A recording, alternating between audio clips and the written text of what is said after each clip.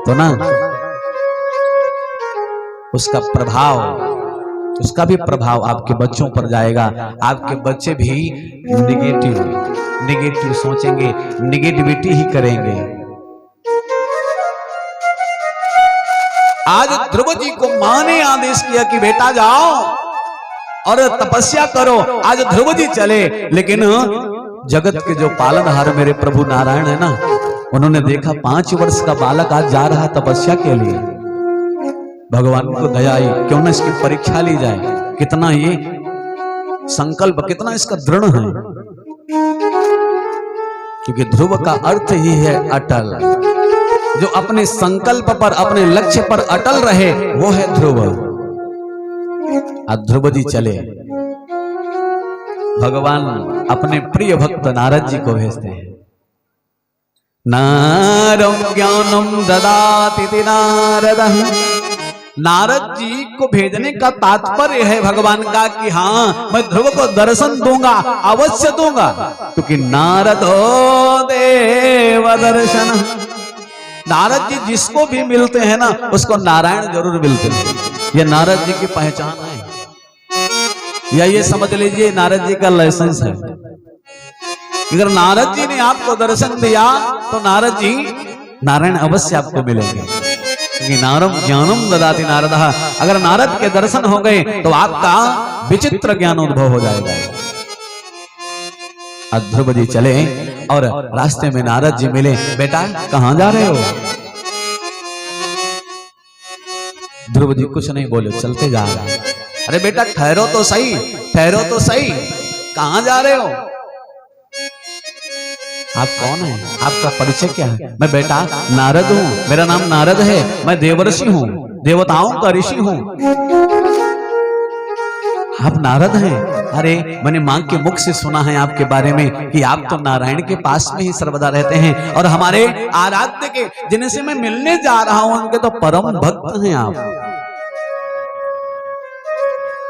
मैं नारायण से मिलना चाहता हूं, मैं नारायण के दर्शन करना चाहता हूं, मैं नारायण की गोद में खेलना चाहता हूं। मेरी यही एक अभिलाषा है, मेरी यही जिज्ञासा है।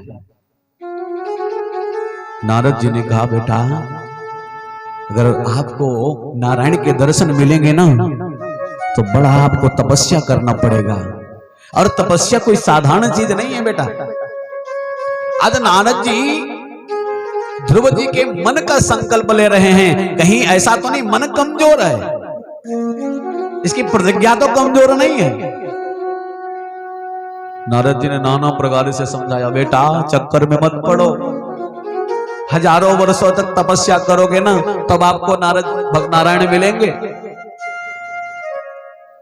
लेकिन ध्रुव जी का संकल्प तो अटल है। और जैसे ही नारद जी ने कहा कि बेटा आप जंगल जा रहे हो, जंगल में बड़े बड़े शेर मिलेंगे, भेड़िए मिलेंगे, आपको खा जाएंगे, आपको क्षति पहुंचाएंगे।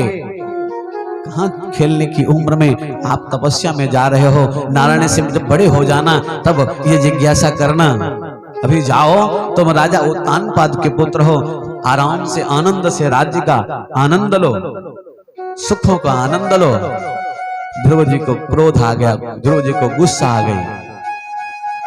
तब तो पक्का है तुम नारद हो ही नहीं सकते, क्योंकि हमारी मां कहती थी नारद जिसको मिल गए ना उसको नारायण अवश्य मिलेंगे, क्योंकि नारद नारायण से मिलने का मार्ग प्रशस्त करते हैं।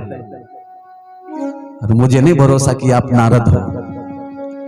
जाइए आप अपना काम कीजिए, मैं जहां चल रहा हूं मुझे चलने दीजिए। ध्रुव जी चल पड़े। नारद जी मुस्कुराए और दौड़कर पुनः ध्रुव जी का हाथ पकड़ते हैं। अरे बेटा मां तुम्हारी जो कह रही थी ना वो सत्य है, मैं नारद हूं, मैं ही नारद हूं। लेकिन बेटा तुम भी बहुत नन्हे हो, जंगल में चलोगे तुम्हारे पैर इतने कोमल हैं, तुम राजकुमार हो, तुम्हारे पैरों में कांटे चुभेंगे, तुमको बड़ी वेदना होगी बेटा, बड़ा संघर्ष करना पड़ेगा, बड़ा कष्ट करना पड़ेगा। ध्रुव जी ने कहा हे नारद, यदि आप नारद जी हैं तो मैं आपसे निवेदन करता हूं, मेरा मनोबल गिराए नहीं, मेरा मनोबल बढ़ावे, मेरे उत्साह को दोगुना करें, मैं आपसे निवेदन करता हूं।